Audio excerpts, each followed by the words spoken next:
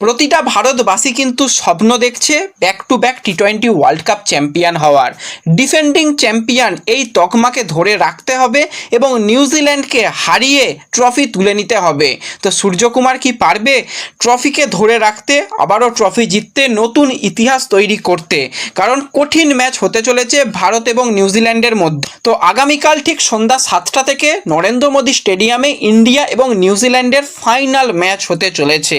তো এই ম্যাচে কিন্তু আমরা বেশ কিছু ইন্ডিয়া টিমের পরিবর্তন দেখব, বেশ কিছু বড় প্লেয়াররা কিন্তু সুযোগ পেতে চলেছে। গম্ভীর কি পারবে নিউজিল্যান্ডকে একদম চুপ করিয়ে দিতে?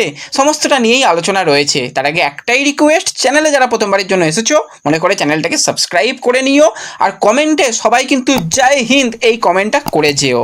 তো প্রথমেই যদি আমরা কথা বলি যে গ্রুপ স্টেজে এই দুটো দল কীরকম পারফরমেন্স করেছে। ইন্ডিয়া প্রথমে গ্রুপ স্টেজে তারা কিন্তু গ্রুপ টপার ছিল এবং পরবর্তী সময় আমরা দেখতে পেলাম তারা দুর্দান্ত পারফরমেন্স করলো ইন্ডিয়া, এবং সেখানে গিয়ে কিন্তু তাদের সুপার 8-এ ইন্ডিয়া একটু হলেও চাপে পড়েছিল। কারণ গ্রুপ স্টেজে 4টে ম্যাচে 4টেই আমরা জিতেছি, পাকিস্তান, ইউএই, নেদারল্যান্ড, নামিবিয়াদের হারালাম, কিন্তু তারপরে আমরা দেখলাম সুপার 8-এ গিয়ে সাউথ আফ্রিকার মুখোমুখি হয়ে আমরা এই নরেন্দ্র মোদী স্টেডিয়ামে খুব খারাপ পারফরমেন্স করেছি। তারপর কিন্তু আমরা পরপর সমস্ত ম্যাচ জিতে আজ বলতে গেলে আমরা ফাইনালে রয়েছি, আগামীকালের অপেক্ষা ফাইনাল খেলার জন্য। অপরদিকে নিউজিল্যান্ড তারা কীরকম করেছে, তো নিউজিল্যান্ডে যদি আমরা কথা বলি তারা কিন্তু গ্রুপ ডিতে ছিল, যেখানে কিন্তু যথেষ্ট কঠিন দল ছিল। সাউথ আফ্রিকা ছিল, নিউজিল্যান্ড, এছাড়া ছিল আমরা দেখেছি রাশিদ খানের টিম, এছাড়া ইউএই এবং কানাডা। তো সেখানে কিন্তু নিউজিল্যান্ড 4টে ম্যাচের মধ্যে 3টে ম্যাচ জেতে এবং সাউথ আফ্রিকার বিপক্ষে তারা কিন্তু হেরে যায় গ্রুপ স্টেজে, এবং গ্রুপ ডির সেকেন্ড বেস্ট টিম হিসাবে কিন্তু তারা সুপার 8-এ কোয়ালিফাই করে। তো সুপার 8-এ তারা গ্রুপ 2 যেটা ছিল সেখানে কিন্তু তারা ছিল, এবং তারা যে গ্রুপে ছিল সেটাও যথেষ্ট ভালো গ্রুপ। এখানে ইংল্যান্ড ছিল, নিউজিল্যান্ড ছিল, পাকিস্তান ছিল এবং শ্রীলঙ্কা ছিল। তো নিউজিল্যান্ড কিন্তু ইংল্যান্ডের বিরুদ্ধে ম্যাচ হেরে যায়, পাকিস্তানের বিরুদ্ধে ম্যাচটা বাতিল হয়েছিল, বৃষ্টির কারণে খেলা হয়নি, এবং সাউথ আফ্রিকার বিরুদ্ধে জয় পেয়ে তারা কিন্তু পরবর্তী রাউন্ডে কোয়ালিফাই করে। অর্থাৎ তোমরা জানোই সেমিফাইনাল এবং সেমিফাইনালে যে পারফরমেন্সটা তুলে ধরেছিল আমাদের ইডেনে, যেই সাউথ আফ্রিকার বিরুদ্ধে আমরা হেরে টি-20 ওয়ার্ল্ড কাপ থেকে ছিটকেও যেতে পারতাম যেভাবে হেরেছিলাম, তো সেই সাউথ আফ্রিকাকে জাস্ট উড়িয়ে দিল এটুকু বলতে হয়। প্রথমে বল হাতে সাউথ আফ্রিকাকে জাস্ট দাঁড় করিয়ে রেখেছিল ইডেনের মতন জায়গায়, 169 রানটা কোনো রানই নয়, এবং ব্যাট হাতে নিউজিল্যান্ডের 2 ব্যাটসম্যান যা করেছিল, আলাদাই ব্যাটিং আমরা দেখেছিলাম। সেখানে কিন্তু দুর্দান্ত ব্যাটিং করেছিল ফিন অ্যালেন, 33 বলে 17 রান করেছিল, এছাড়া টিম সাইফার 33 বলে 58 রান এবং রাচিন রবীন্দ্রা 11 বলে 13 রান। সেখানে কিন্তু বড় ব্যবধানে 9 উইকেটে 43 বল বাকি থাকতে তারা জিতে ফাইনালে কোয়ালিফাই করেছে। এবার তারা কিন্তু ইন্ডিয়ার মুখোমুখি হবে।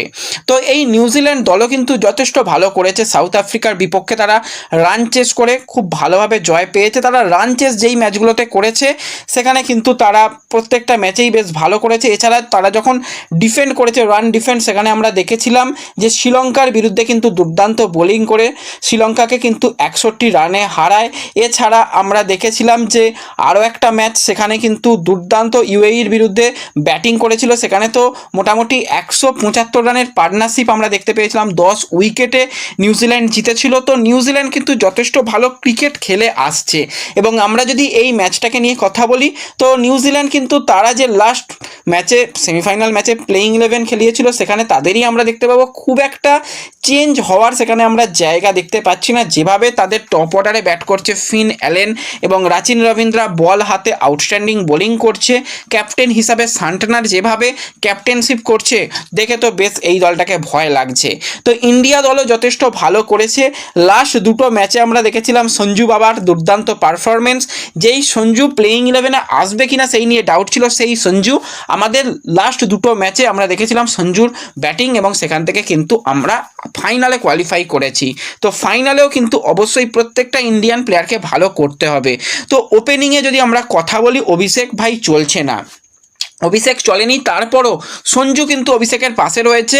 সঞ্জু জানিয়েছে অভিষেক বড় ম্যাচের প্লেয়ার, বড় ম্যাচে আশা করছি সে ভালো রান করবে এবং আমাদের জিততে সাহায্য করবে। তো অভিষেকের উপর সঞ্জু কিন্তু ভরসা রাখছে। তো সঞ্জুর ব্যাটিং নিয়ে রীতিমতন চিন্তার কারণ হয়ে দাঁড়াচ্ছে। এছাড়া আমরা দেখতে পাচ্ছি ঈশান কিষান সেই রকম ব্যাটিং লাস্ট দুটো ম্যাচে খুব ভালো হয়নি, তবু ঠিক আছে, যেরকম খেলেছে ঠিকঠাক ছন্দেই রয়েছে। এছাড়া আমাদের ক্যাপ্টেনকেও ভালো ব্যাটিং করতে হবে। এছাড়া শিবম দুবে তো আমি বলবো বড় ম্যাচের প্লেয়ার, বড় ম্যাচগুলোতে সে যেভাবে বোলিং করছে, ফিল্ডিং করছে, এছাড়া ব্যাটিং করছে দুর্দান্ত। হার্দিক পান্ডিয়ার বোলিংটাও খুবই ক্রুশিয়াল হবে ফাইনাল ম্যাচের জন্য। তিলককে নিয়ে চিন্তা ছিল, কারণ তিলকও একটু অফ কালার লাগছিল, কিন্তু তিলকও লাস্ট দুটো ম্যাচে খুব ভালো ছোট্ট ছোট্ট ইনিংস হলেও গুরুত্বপূর্ণ ইনিংস খেলেছে। আকসার প্যাটেলকে নিয়ে কোনো কথাই হবে না, সে যেভাবে ফিল্ডিং করেছে। এছাড়া বরুণ চক্রবর্তী, হ্যাঁ সুপার 8-এর পর সুপার 8 থেকেই আমরা দেখতে পাচ্ছি যে বরুণ চক্রবর্তীর সেই ভেলকি দেখতে পাচ্ছি না, অনেকটা বলে মার খাচ্ছে। এছাড়া কিছু বলার নেই, অর্শদীপের কথা দুর্দান্ত বোলিং করছে এবং জসপ্রীত বুমরা তো জাস্ট আলাদা লেভেলের প্লেয়ার। তার 4টে ওভার মানে অপোনেন্ট দল জানে যে আমরা 16 ওভার বা 17 ওভারে খেলবো, আমরা 20 ওভারে খেলতে পারবো না।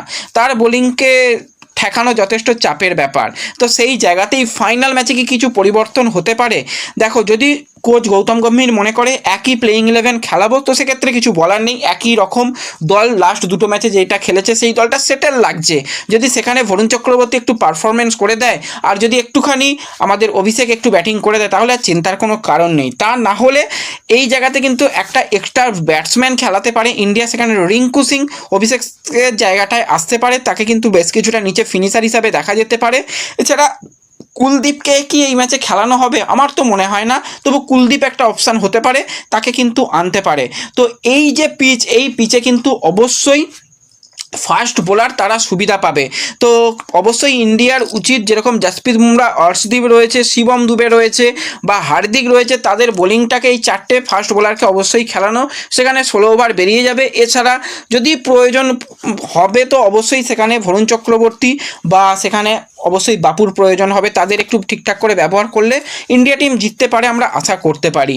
তো প্লেইং 11-এ পরিবর্তন হলে এই দুটো জায়গাতেই টিম ইন্ডিয়া পরিবর্তন করতে পারে, বাদবাকি একই থাকবে। তো নিউজিল্যান্ডকে চুপ করিয়ে দেওয়ার সুযোগ তো রয়েছে এবং ট্রফি জিতে নেওয়ার সুযোগ রয়েছে। এছাড়া তোমাদের কি মনে হচ্ছে আমাকে অবশ্যই কমেন্টে জানিও যে অভিষেক একদমই ছন্দে নেই, সেই জায়গাতে অভিষেককে ড্রপ করে রিঙ্কুকে সুযোগ দেওয়া যাবে কি? কারণ রিঙ্কু এলে আর যাই হোক অভিষেকের থেকে ফিল্ডিংটা ভালো করতে পারবে, কারণ রিঙ্কুর কাছ থেকে আমরা ভালো ভালো ক্যাচ নিতে দেখি।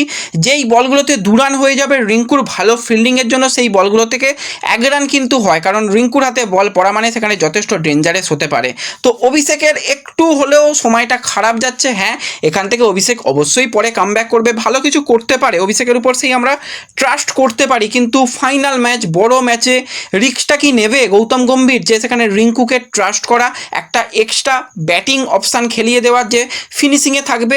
হ্যাঁ, ইন্ডিয়া টিমের যেদিন ব্যাটিং ধসে যায় খুবই অসুবিধা, সেদিকে যদি একটা এক্সট্রা ব্যাটসম্যান নিয়ে খেলা হয় সেটা খারাপ অপশান হবে না। এছাড়া যে বরুণ চক্রবর্তীর অফ ফর্ম, আশা করছি বরুণ ফাইনাল ম্যাচে খেলে দেবে, ফাইনাল ম্যাচে কামাল করে দিতে পারে, বরুণের ওপর আশা করা যায়। সেই জায়গায় কুলদীপ না হলেই চলবে। তো ব্যাস, এই ভিডিওতে এটাই আলোচনা করার ছিল। নতুন প্লেইং 11 কীরকম হতে পারে সেই নিয়েও আলোচনা করলাম। ভিডিও ভালো লাগলে লাইক শেয়ার করে দিও। দেখা হবে পরবর্তী ভিডিওতে। ধন্যবাদ।